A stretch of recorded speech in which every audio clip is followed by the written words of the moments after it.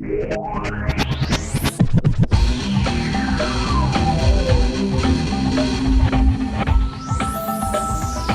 is no threat to Earth in 2012. All of the talk about a doomsday is a big hoax. Hello, I'm Robert Foster, your faithful host, streaming another episode on the frequency of Juice News infused with a healthy dose of sanity. Good morning, viewers. Tune in, gather round as we delve into a rap news update for the year 2012.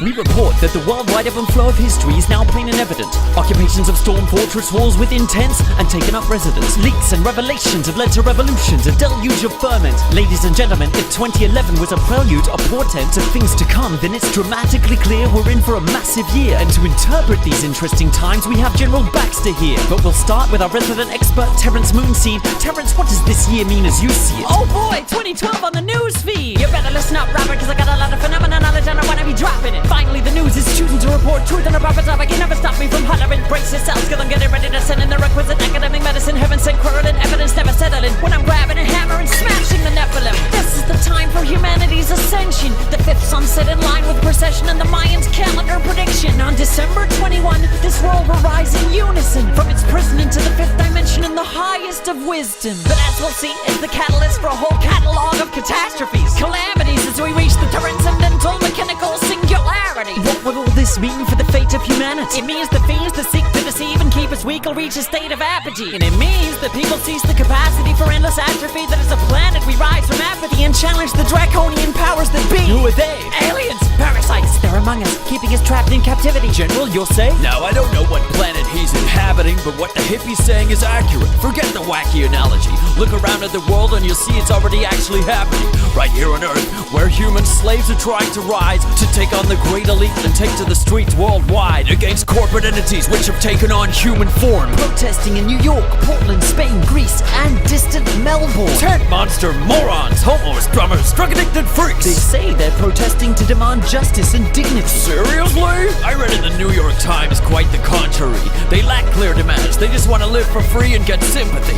In fact, the only clear demand they've ever made is for some pepper spray in the effing face. Then they bitch and complain.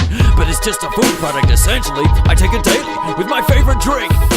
Bloody military. Perhaps speaking directly with the protesters will be wiser, so we now cross live to Liberty Plaza. Hello? Hello, fellow citizens of the World Wide Web. We're live streaming Global Revolution direct and high tech. The precariat is revolting. What can we expect to happen next? Let me get on the human megaphone. Yo, mic check. Mic check. The 99%. 99%.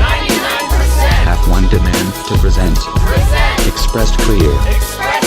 The regime of alien corporation stands here. Are you the leader? No, we are a movement of free thinkers without hierarchical structure. Shut up. I've got to ask, if you're for free information, why the mask? Because I am but an idea whose time has arrived at last, and you can shoot a person, but ideas are bulletproof. Prove it's true. As you wish. We are anonymous. We are legion. We do not forgive. We do not, what was it? I know it. We do not forgive. We do not forget. Oh, yeah. Expect us. General? Terrence? Could this be the global shift that will avert apocalypse? Nonsense. Although I admit I'm pro-occupying policies. Wait, I expected you to say that Occupy should cease. Cease? We've been occupying for centuries on land, sky, and seas. We occupied North America, Australia, and Hawaii. And if you've forgotten, it's because we also occupy history. Our buddies have occupied territories. We've occupied Afghanistan and Iraq, and this year's plan is to hashtag Occupy Iran. Wars and invasions, that's what people are occupying again. If you've benefited from occupation, then you're in the 1%. Why stop there? 2012 is a time of attainment. First we'll occupy the election and the next president's brainstem. And as soon as Earth is spent, we'll occupy the moon with spaceships. Then Mars, then we'll brutally occupy Uranus. Heinous! The only planet we actually have to worry about is Nibiru. Nibiru? Nibiru, the planet X of fear and doom. It's doomed to smash right into our system. Oh. Causing mass extinction. Whoa. Bipolar shifting. So, is this fact or science fiction? No, it's Zachariah Sitchin who decrypted Sumerian myths and showed that we were cloned to mind gold by alien Illuminati. We're the slaves of aliens? Yes, the Anunnaki, and they're coming soon. No, we're coming, and we'll occupy Nibiru too. I'm confused. Are we the aliens? And if that's true, are we due to spread peace or war throughout the Milky Way? We'll bring love and light. We'll bring pepper spray. Well, dear viewers, it's probable that getting consensus on this issue is impossible. Therefore, we went to call on the honorable, venerable, great oracle. O prophet, seer, all-knowing Chomsky, thank you for manifesting here. No problem. We seek your sage advice and better wisdom. For instance, how can we stop terrorism? There's a simple method. What is it? Just stop participating in it. So which, in your opinion, is the most significant threat to world peace? Our ignorance. I see. And how can we defeat this at last? Turn off your TVs for a start. The media at large do seem to paralyze, hypnotically divide, distract and atomize, and cause us to be brainwashed and servile. Your thoughts? That's not controversial. Well, we should thank you, O Oracle, for guiding and leading us. Not at all, Robert, but I'm no oracle or leader. I'm just a linguistics teacher.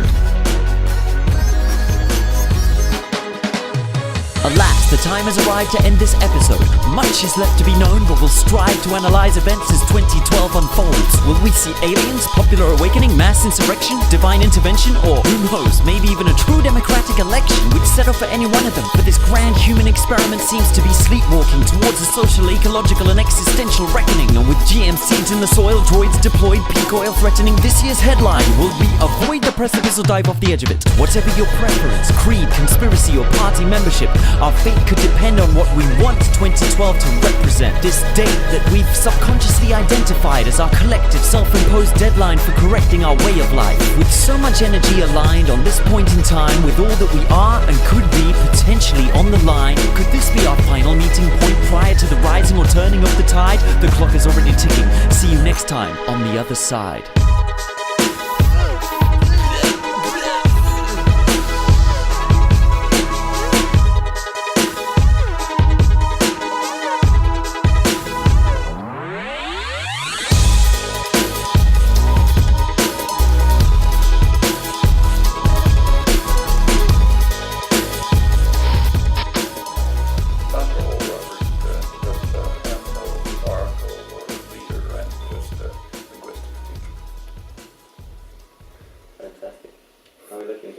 Fantastic, right?